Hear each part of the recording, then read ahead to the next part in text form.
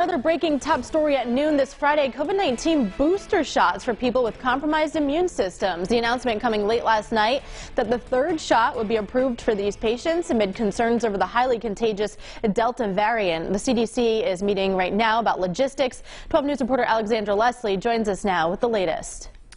Well, since the CDC meeting is underway, as you can see here, the Rhode Island Department of Health has not put out its official guidance on booster shots just yet.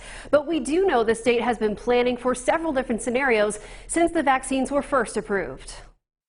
The head of Rhode Island's COVID-19 response team also told reporters Tuesday the state has been watching what other countries have been doing in regards to administering booster shots. We're prepared to administer a booster if it's decided that it's needed to every single Rhode Islander. A recent U.S. study found 44% of enrolled patients with vaccine breakthrough cases involved immunocompromised people.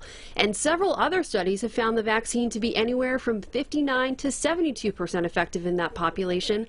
That's compared to the 90 to 94% efficacy in those without weakened immune systems. In the FDA's announcement overnight, the agency cited studies that found an additional dose in organ transplant recipients were considered to have levels of antibodies indicative of a significant response. Nearly 3% of Americans are immunocompromised, according to the CDC.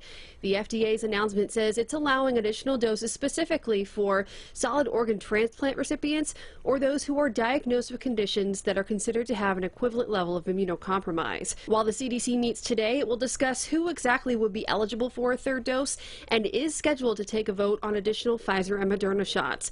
The CDC says there's not enough evidence to make a decision on Johnson & Johnson's single-dose shot. CDC and FDA are actively engaged to ensure that immunocompromised recipients of Janssen COVID-19 vaccine have optimal vaccine protection.